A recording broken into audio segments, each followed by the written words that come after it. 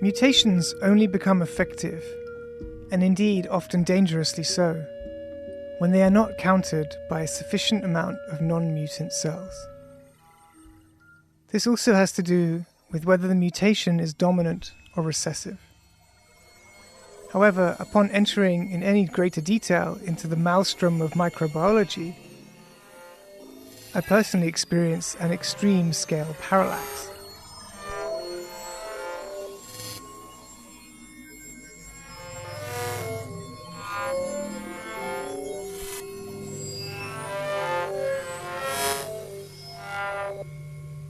After a certain point, the level of detail, while astonishing, begins to lose its potential agency. For me, when I'm no longer able to decipher the science from the sign, the representation from the real, or the metaphysical from the physical. Perhaps this is part of my deviant knowledge problem. There's just too much of it, brackets knowledge, about, and so little time. And it would be ironic, perhaps even tragically so, if empirical accuracy were to negate the formulation of thinking tools for survival in toto.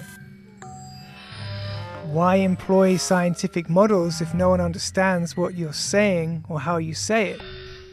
Why write in the first place? As stated above, through continued exposure to the genetic material in a given gene pool, an organism evolves, through natural selection, into the next generation. During any process of replication, there is a high likelihood of variation, no matter how subtle.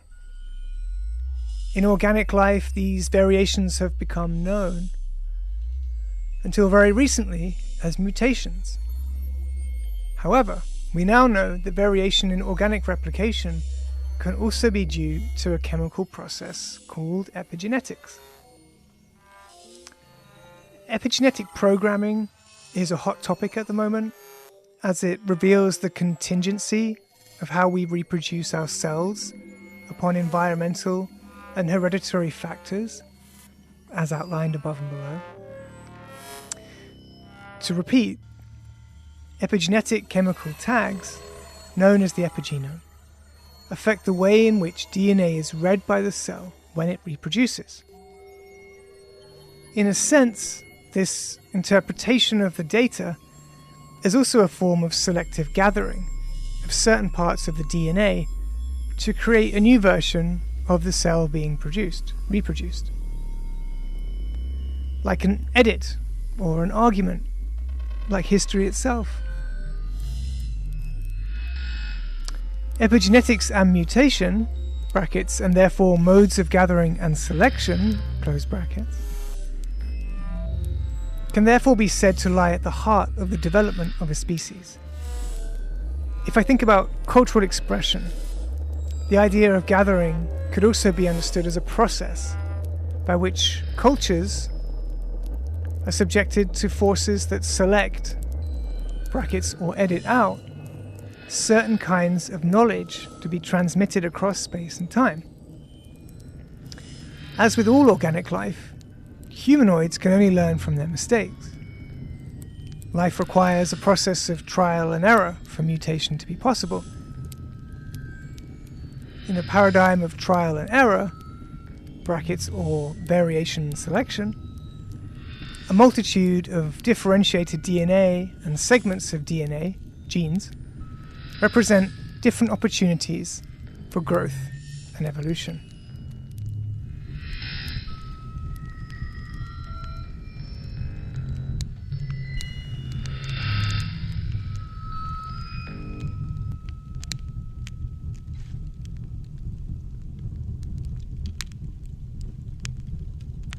In this book, the story of our past will be told through mythology, anthropology, natural philosophy, decolonial and gender politics, girded to the powerful and troubling prophetic work of the 20th century German political theorist Hannah Arendt.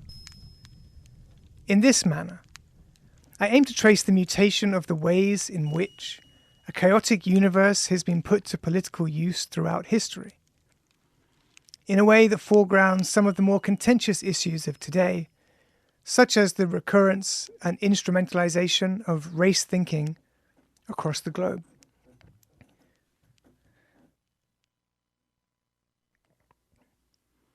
Of all the natural sciences, to my mind, biology has been the most polemic and most abused in social terms.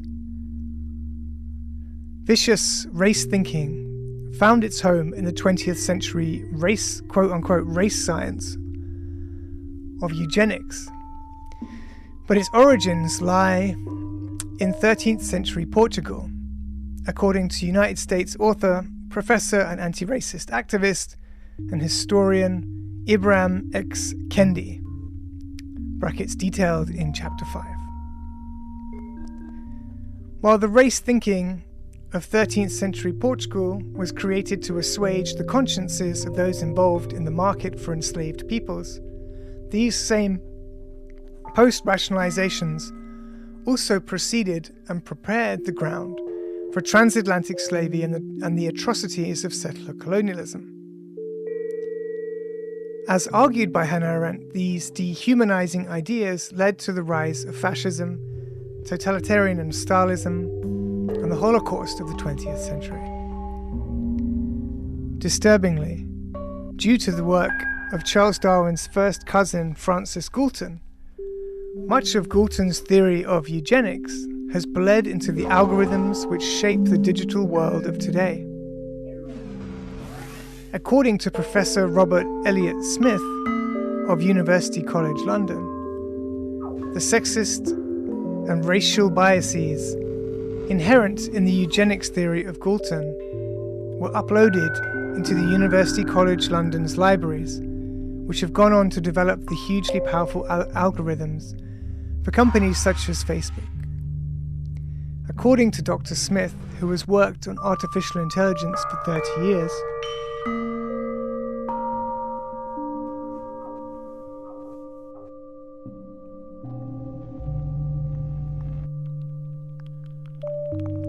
quote, they took big data, analysed it, and found something that proved the theory they already believed in. The idea that intelligence was inherently genetic. Those statistical algorithms are in fact foundational to the way we deal with big data now, unquote. Facebook's divisive algorithms trace back to Francis Galton's 1800s eugenic theory, ABC News, Australia, December 2019.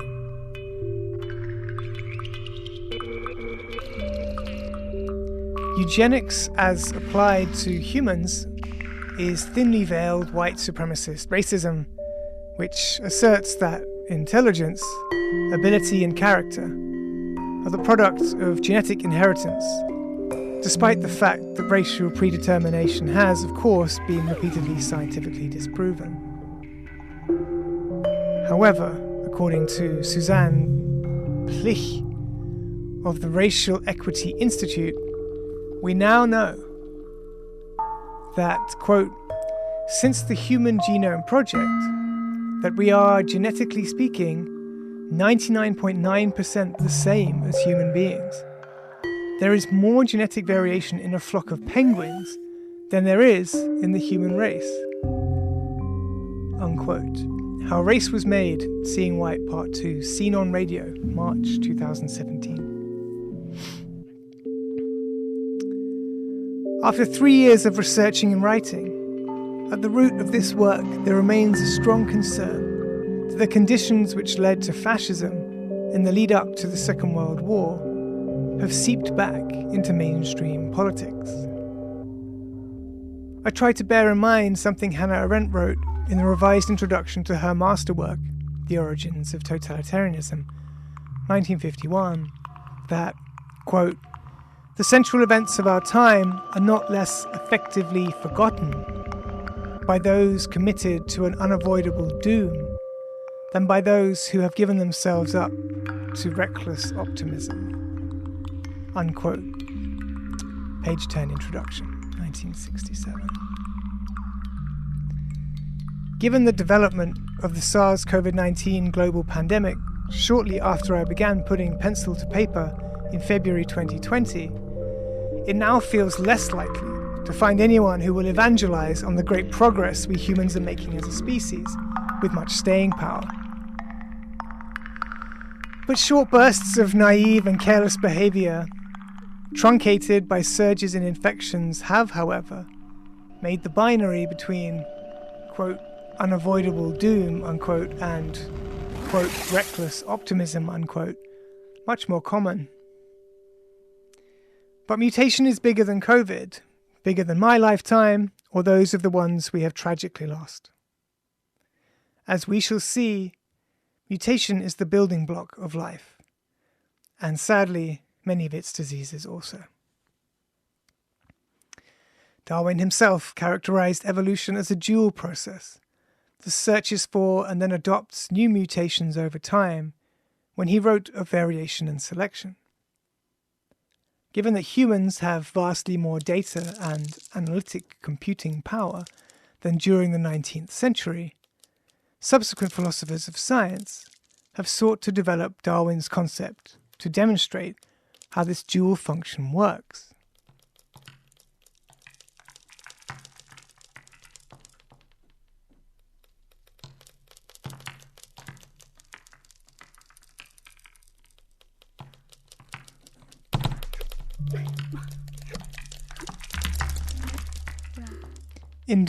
In so doing, philosophers of science have developed integrated models of our material universe.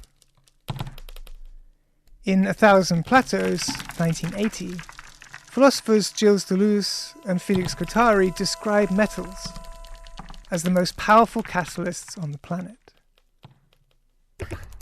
A catalyst, by definition, causes changes within reality, affecting the materials or entities the catalyst encounters without becoming consumed or permanently changed in the process. As catalysts, metallic materials have swum through the Earth's geology, penetrating the ecologies of the Earth via, for example, fungi, which mine the metals from soil, delivering them in healthy, moderated doses to a plant's roots.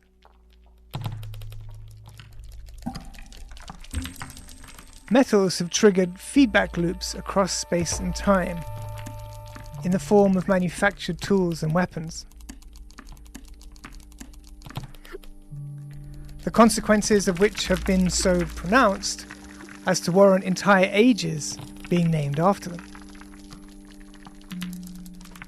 To borrow the term from Deleuze and Guattari, because a catalyst retains the quality of permeability, it is also a kind of searching device, or, quote, probe head, unquote. My own assessment of the evolutionary process is that it includes two distinct and complementary modes of operation. Fixity, brackets as a temporally contained substance, i.e. a life, close brackets, and mobility. Mobility here refers to the way in which evolutionary processes are triggered by flows of energy amongst the geology and ecology of the Earth. Mobility is critical to gathering. If I think in geological time, I can also imagine minerals being heated up, melted down and mixed with others, shape-shifting according to the pressures of the environment, ultimately without any specific end state per se.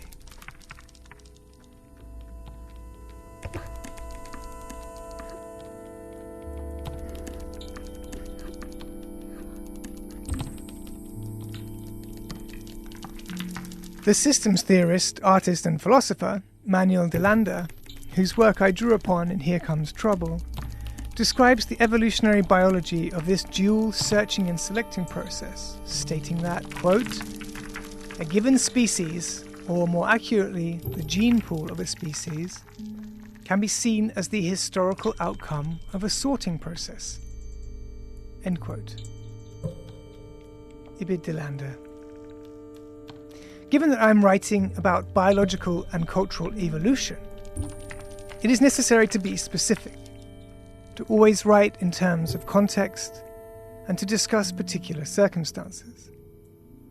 This approach reflects the nuanced nature of the material world itself, and it also supports meaningfully understanding two processes of evolution, cultural and biological, through one another.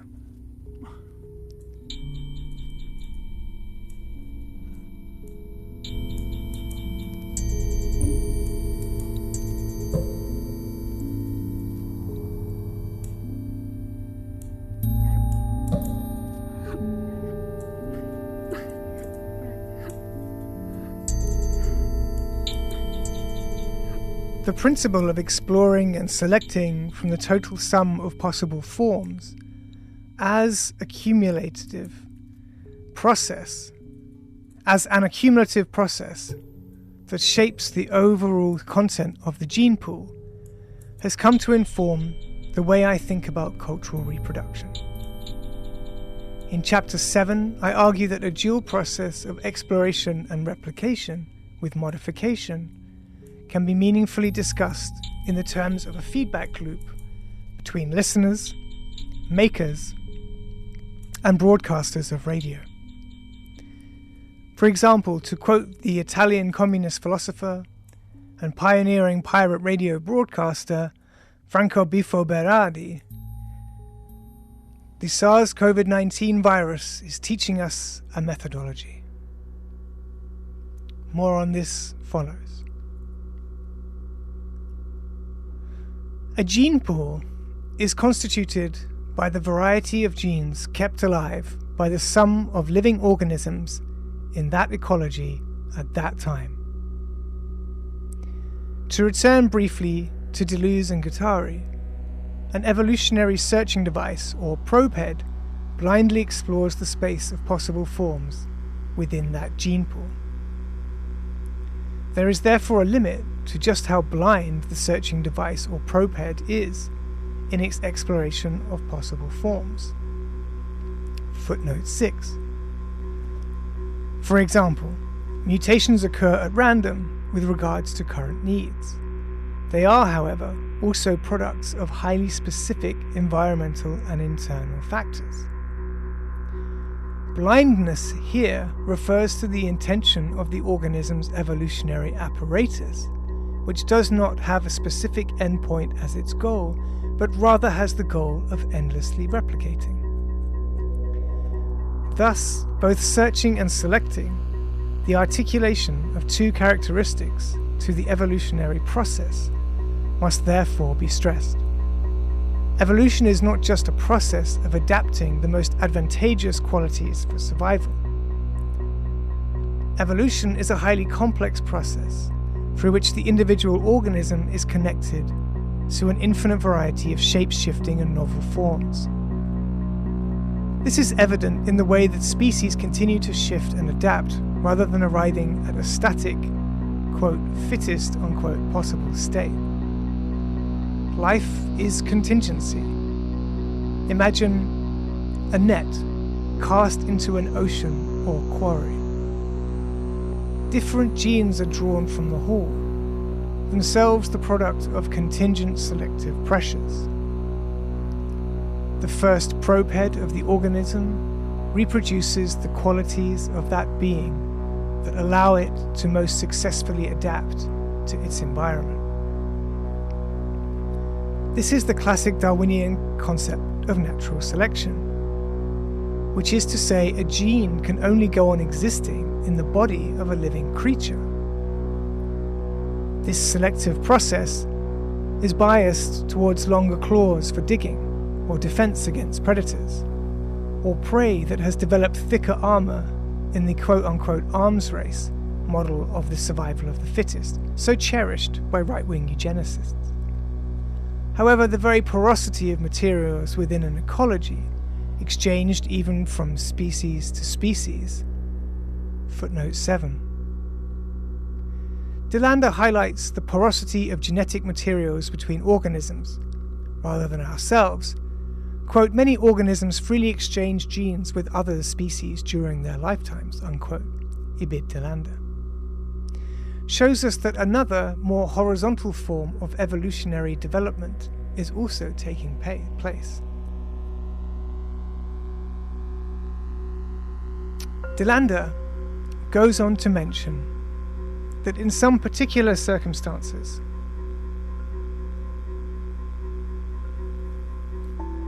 even completely isolated species may exchange genetic materials via, quote, inheritable viruses, unquote, such as retroviruses.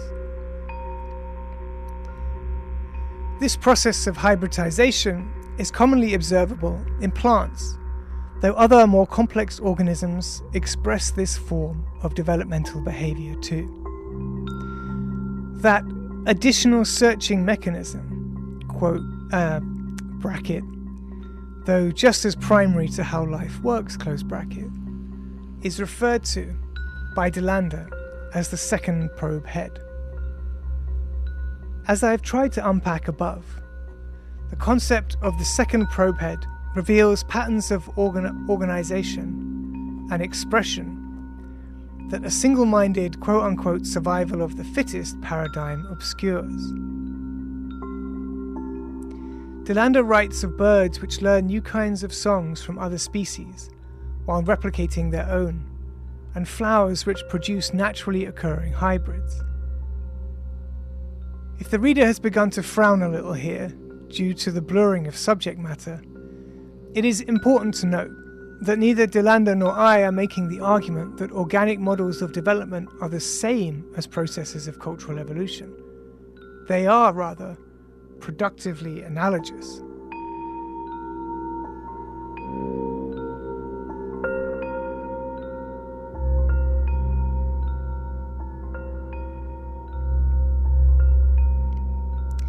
Quote, organic constraints, like cultural constraints, are contingent on historical products, though they operate at different timescales, unquote, Ibid Delander.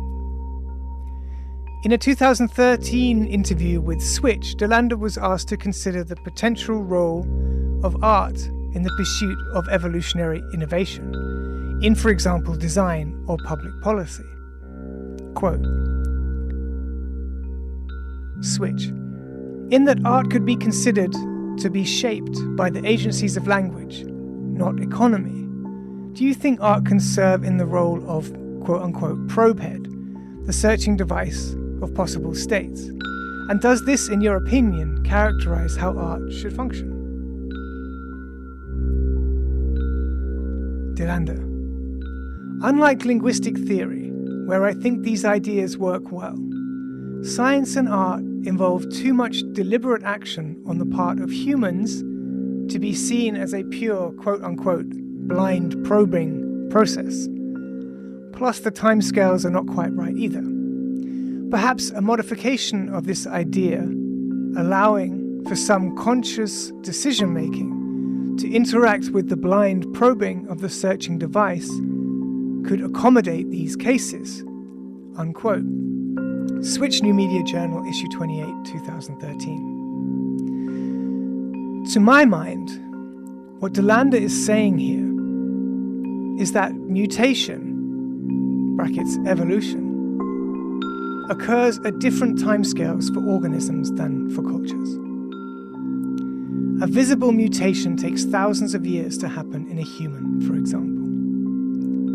However, as epigenetic frequencies regulate biological change at a much faster turnaround, brackets within a human life,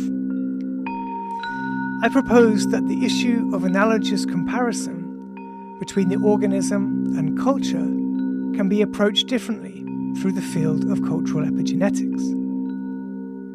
The epigenetic reinterpretation of DNA does indeed occur over much shorter timescales than the mutant exploration referred to above as a quote-unquote pure blind probing process. This opens new ground for the application of biological change to the study of cultural evolution, and I propose my work on cultural epigenetics as just such a modification to the idea of searching and selecting, described above as two evolutionary probeheads. How might the science of epigenetics reveal ways in which cultures prescribe and reinforce certain patterns of replication within our lifetimes? Can biological models reveal the ways in which value systems are upheld through cultural epigenetics? I contend that the finds detailed in Ricochet offer another way, or as Manuel de Landa put it, a modification to the field of material cultural history and philosophy. One that retains the idea of human evolution in relationship to our material environments, coupled to human ingenuity through the mutant exploration of new forms. An approach which takes into account all the regulating apparatuses of cultural taste, socio-political values, and the dictates of the status quo, i.e., power. Combining the mechanisms of mutation and epigenetics initiates a new manner in which to investigate, not archetypal patterns over time, but rather the manner in which a cultural expression has changed across different periods of time. I will therefore explore different iterations or versions of the sacred date palm tree across the centuries and millennia in this work. By examining patterns of change rather than archetypes from the sacred palm tree's first record, I have been able to anthropologically compare it with the evidence we have of it today, some 12,000 years later. This demonstrates that both processes, cyclical and divergent, or mutational, are crucial to the manner in which culture evolves. Cultural epigenetics may well therefore be an emerging field of cultural anthropology.